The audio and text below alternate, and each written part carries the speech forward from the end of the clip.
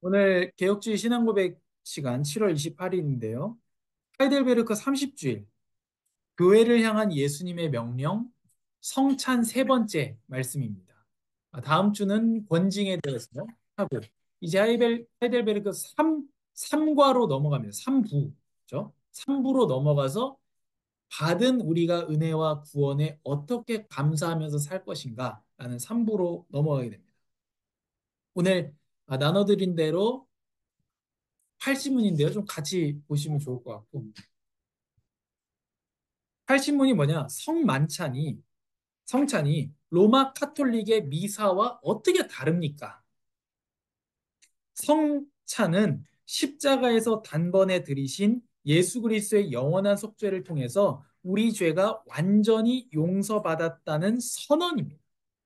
그러니까 성찬을 해서 영원한 속죄를 받는 것이 아니고 십자가에 단번에 들이신 예수 그리스도의 영원한 속죄를 통해서 우리 죄가 완전히 용서받았다고 선포하는 것이 성찬이고, 그래서 이 성찬을 행할 때마다 이것을 행할 때마다 너희가 아, 예수 그리스도가 다시 오실 때마다 이것을 행하면서 복음을 선포하는 것이다, 이렇게 말하는 거고, 세례도 마찬가지로 세례를 해서 죄를 씻는 게 아니고 예수 그리스도의 보혈로 죄가 씻어진다는 것을 세례로 인치는 표징입니다. 예수께서 신포도주를 받으신 후에 이르시되 다 이루었다. 이 다 이루었다 함이 모든 문제 해결을 얘기하는 게 아니고 우리 죄에 대한 사함을 말하는 것입니다. 그 구원자로서의 일을 다 이루었다. 너희의 구원을 단번에 이루었다. 이 뒤에 구절을 보면 더 명확해지는데요. 성경 구절을.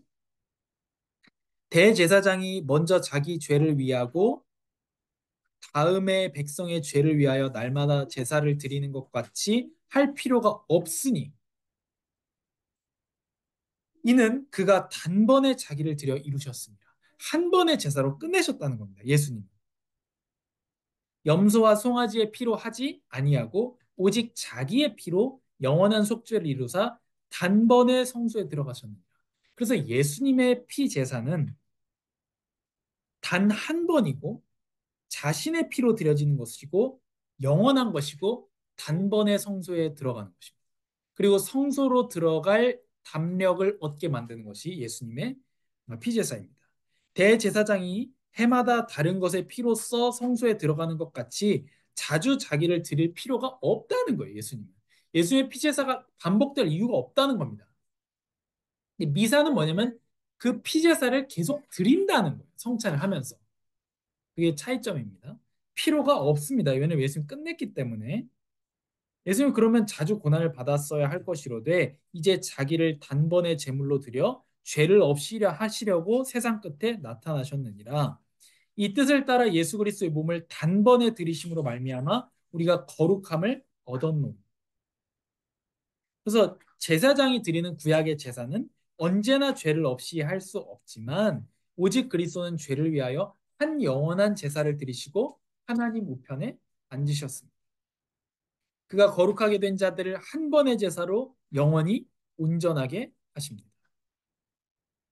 그래서 그들의 죄와 그들의 불법을 내가 다시 기억하지 아니하리라 하셨으니 이것들을 사하셨은즉 다시 죄를 위하여 제사 드릴 것이 없느니라. 이게 다 이루었다는 뜻입니다. 다시 제사할 이유가 없다는 거예요. 한 번에 영원히 이룬 것이기 때문에요. 또한 성만찬은 성령께서 하늘 아버지 우편에 계시면서 우리의 경배를 받으시는 그리스도에게, 그래서 아, 하늘 아버지 우편에 계시면서 우리의 경배를 받으시는 그리스도에게 성령께서 우리를 연합하게 하신다. 그러니까 성령께서 우리가 그리스도에게 연합하게 하신다는 선언이 성만찬입니다. 또 오직 예수께서 이르시되 여자여 내 말을 믿으라. 이 산에서도 말고 예루살렘에서도 말고 너희가 아버지께 예배할 때가 이르리라. 지금 요한복음 4장에 이 여자분은 예수님에게 이렇게 질문했습니다. 예루살렘에 가서 예배해야 됩니까? 어디에서 예배해야 됩니까? 라는 장소의 질문을 하는데 예수님께서는 때가 이를 것을 말씀하고 있습니다. 그리고 그 때가 예수님이 하나님의 나라를 이끌어 오신 이후부터 계속 되는 거죠. 그래서 우리는 영과 진리로 하나님을 예배하는 겁니다. 빌립보서 3장 20절에 보면 우리의 시민권은 하늘에 있는지라 거기로부터 구원하는 자 곧 주 예수 그리스도를 기다리노니. 우리가 구원을 얻었는데 구원하는 자를 기다린다는 것은 무엇입니까? 우리의 몸의 속량, 몸의 구원을 기다린단 말이에요. 그러니까 우리가 죽게 되면 우리의 우리의 영혼은 즉시 아버지의 품에 안기죠. 누가복음 16장에 보면 거지가 죽고 나서 어디 가죠? 연옥 안 갑니다. 바로 아브라함과 아버지의 품에 안기게 됩니다. 바로 갑니다. 그럼 몸은 어떻게 됩니까? 몸은 잡니다. 몸은 자고 뭐 자기 때문에 어떻게 뭐 매장해야 될 상관없습니다. 매장하든 태우든 뭐 뿌리든 그런 건 중요하지 않고요. 몸이 다시 살아나서 영과 다시 합쳐지는 것. 이게 부활이고요. 그리고 우리가 그 부활한 몸을 가지고 완성되게 됩니다. 그게 우리가 기다리는 몸의 부활, 몸의 속량 이렇게 표현하는 그 빌립보서 3장에서는 그걸 기다린다는 겁니다. 그래서 성령께서 그리스도와 우리를 연합하게 한다라고 하는 것이 성찬입니다. 주와 고린도전서 6장 17절이죠. 주와 합하는 자는 한 영이니라. 우리가 축복하는 자 축복의 잔은 그리스도의 피에 참여함이고 우리가 떼는 떡은 그리스도의 몸에 참여하는 것입니다. 그래서 잔을 먹으면서 피에 참여되고 연합됐다는 걸 보여주는 거죠. 그래서 우리에게 하나님께서 가르쳐 주시는 것이고 선포하는 것입니다. 복음을 증거하는 것입니다. 성찬 그 자체가 최고의 교육이죠. 우리가 떼는 떡은 그리스도의 몸에 참여하는 것입니다. 그래서 한 떡을 떼면서 성도가 한 떡을 떼면서 우리가 한 하늘에서 내려오신 생명의 떡이신 예수를 나눈 한 교회라는 것. 예수님의 피로 우리가 구원을 얻는다는 것. 살로 우리가 구원을 얻는다는 것.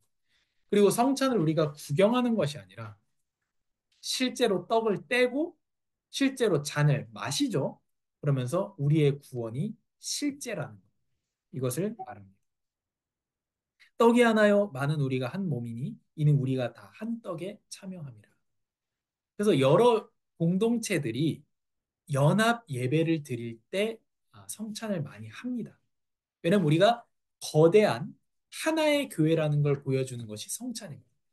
너는 뭐 성남에서 예배하고 너는 뭐 강남에서 예배하고 너는 뭐 전라도에서 예배하지만 우리가 하나 모였는데 어디서 예배하고 담임이 누구냐와 상관없이 심지어 교파도 초월해서 교단도 초월해서 우리가 그리스도의 한 피와 살을 나눈 형제요 자매라는 걸 얘기하는 게 성찬인 거죠.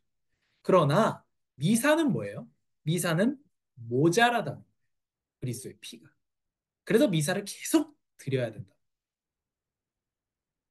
그리스도의 몸이 사제들에 의하여 날마다 산 자들과 죽은 자들을 위하여 드려지지 않는다면 그의 십자가 고난을 통해서는 사죄를 얻지 못한다고 가르칩니다.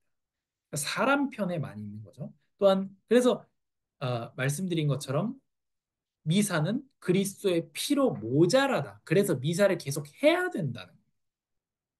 또한 그리스도의 몸이 떡과 포도주의 형태로 나타나셔서 그곳에서 그리스도가 경배를 받으신다고 가르칩니다.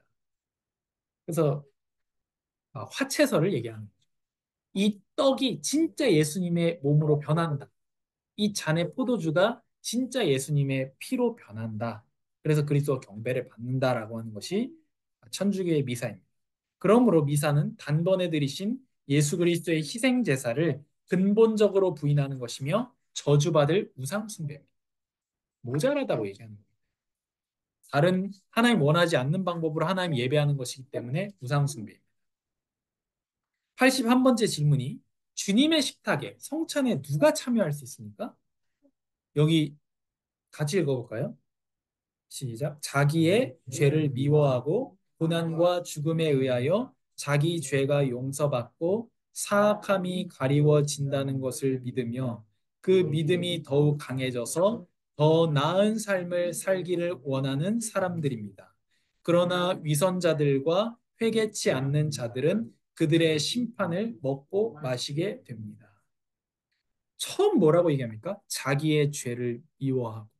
성찬에 참여할 수 있는 첫 번째가 뭐냐? 자기의 죄를 미워하는 사람.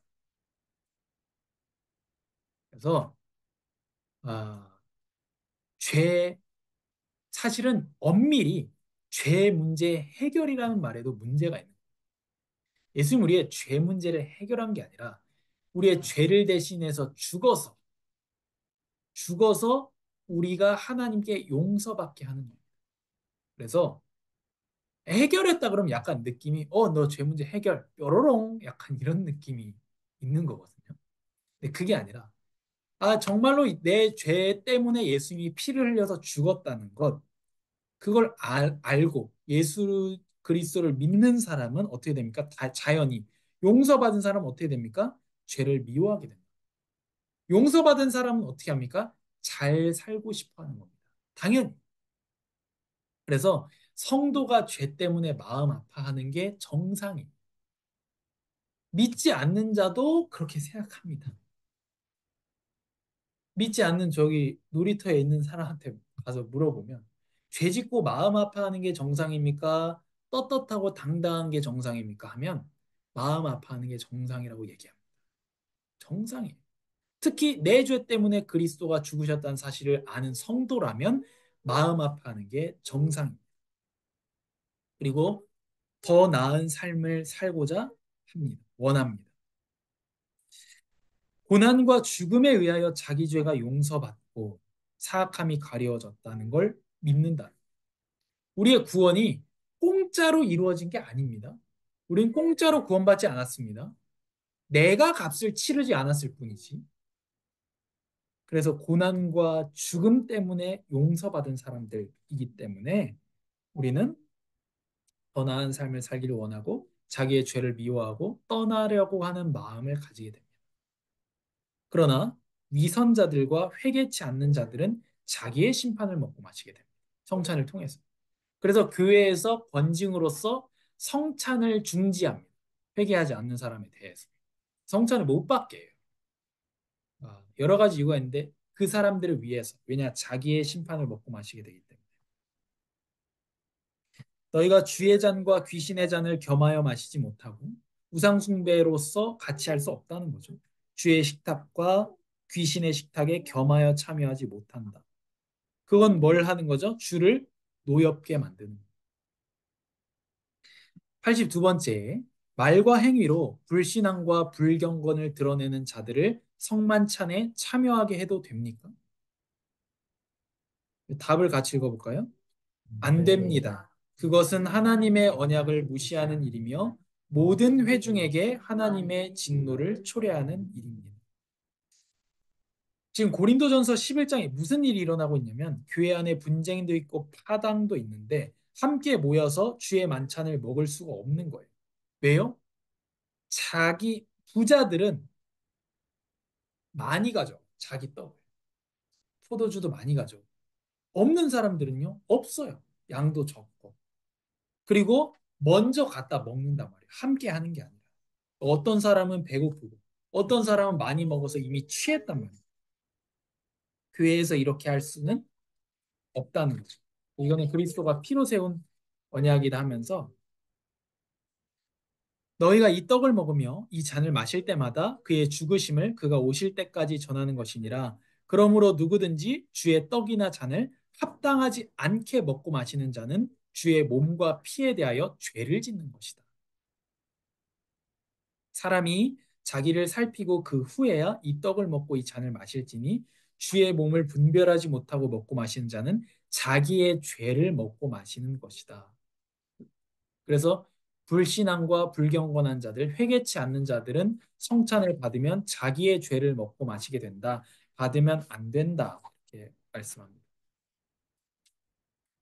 이 성찬을 받아서 안 되는 사람들, 불신앙과 불경건, 회개치 않는 자들이 성찬을 받은 결과가 무엇이냐? 너희 중에 약한 자와 병든 자가 많고 잠자는 자도 적지 아니하다. 이런 문제가 왔다는 거죠. 이 회중에 대한 하나님의 진노가 임했다는 거죠. 시편에 이렇게 말씀합니다. 감사로 하나님께 제사를 드리며 지존하신 이에게 내 서원을 받으며 갚으며 환난 날에 나를 부르라. 내가 건질 것이니 영화롭게 할 것이다 하셨는데 악인에게는 이렇게 말합니다. 내가 어찌하여 내 율례를 전하며. 그러니까 말로서는 복음복, 말로서는 예수는 그리스도, 예수는 그리스도 하면서 악에 속해 있는 사람에게 하나님의 말씀이 왜 내 율례를 전하냐? 내 언약을 내 입술에 왜 두느냐? 내가 너를 책망하여 내 죄를 내 눈앞에 낱낱이 드러내리라. 이사야에서도요. 많은 재물을 가져오는 성찬을 막 거창하게 한다든지 많은 재물을 가져오는 것이 나한테 뭐가 유익하냐는 거예요. 하나님. 유익이 없다는 거죠. 너희가 내 앞에 보이러 오는데 요구한 적이 없다. 마당만 밟을 뿐이다. 헛된 재물 가져오지 마라. 왜요? 성회와 아울러 거룩하게 모이는 것과 함께 여기선 성찬과 함께 악을 행하는 것을 견디지 못하겠다. 이 종교적으로 행위로서 성찬만 반복하는 것이 하나님께서 역겹게 여긴다는 것이죠. 그래서 너희가 손을 펼 때 눈을 가렸다. 이는 너희의 손에 피가 가득함이다. 너희는 스스로 씻으며 스스로 깨끗하게 하여 내 목전에서 너희 악한 행실을 버리며 행악을 그치고 선행을 베풀며 정의를 구하며 학대받는 자를 도와주며 고아를 위하여 신원하며 과부를 위하여 병 스스로 깨끗하게 하라 이렇게 말씀하십니다. 그리고 와서 예배하라. 그런데 우리가 그리스도의 보혈이 아니고는 스스로 깨끗할 수가 없잖아요. 그렇잖아요. 여기서 스스로 깨끗하라고 하는 말은 무엇입니까? 진짜 우리가 스스로 행실을 똑바로 해서 구원받을 수 있다는 뜻이 아니고 여기를 보면 너희가 행악하면서 계속 죄악 가운데 거하고 전혀 죄를 미워하지 않고 거기 계속 있으면서 예배하고 성찬하는 것이 옳지 않다는 말을 지금 하고 있는 거예요. 그러므로 그리스도 및 사도들의 교훈을 따라서 그리스도의 교회는 천국의 열쇠를 공적으로 사용하여 불신앙과 불경건을 드러내는 자들이 회개할 때까지는 성만찬에서 배제시켜야 할 의무가 있습니다. 그러니까 교회에서 이런 불신앙자들, 불경건한 자들이 회개하지 않는다면 성찬을 못하게 해야 된다. 이걸 뭐라 그러냐면 수찬 정지라고 해요. 교회의 권징 중에 하나입니다. 아주 강한 권징인데 성찬에 못 받게 하는 거예요. 떡 받지 말라고 하는 거예요. 왜요? 그 사람이 불신앙과 불경건에 대한 회개하지 않았다면 그 사람은 자기의 죄악을 먹고 마시게 되고 그 교회 회중 가운데 하나님의 진노가 임하기 때문입니다. 성찬이 이렇게 중요하고 또 중한 것입니다. 우리가 오늘 보면서 성찬이 무엇을 말하는지 그리스도의 완전성을 얘기합니다. 완성하셨다. 그리고 미사와는 다르고 성찬에 참여할 수 있는 사람은 자기의 죄를 미워하는 사람. 그리고 예수 그리스도의 고난으로 말미암아 우리가 구원받았기 때문에 더 낫게 살고 싶어 하는 사람. 그래서 성찬에 참여하여 우리가 한 피와 살을 나눈 형제 자매로서 그리스도에 연합된 성령께서 우리를 그리스도와 연합된 한 몸이 되게 하셨습니다. 죄에 대하여 죽고 하나님께 대하여 산 자가 되게 하셨다는 것을 정말 이 누릴 수 있는 사람이 성찬에 초대된 사람들이요 성도들입니다. 하나님 감사합니다. 예수 그리스도께서 완전한 구원, 고난당하심으로 우리에게 주심에 감사합니다. 사람에게 또한 하나님께 버려지심으로 우리가 하나님께 대하여 받아들여지고 우리가 한 몸 된 교회가 되게 하여 주셔서 감사합니다. 이제 우리가 성찬을 앞으로 행할 때마다 생명의 떡이신 예수 그리스도 또한 그분의 보혈로 말미암아 구원받은 온 가족이라는 사실을 항상 기억하고 복음을 선포하게 하여 주시옵소서. 감사합니다. 예수님의 이름으로 기도합니다. 아멘.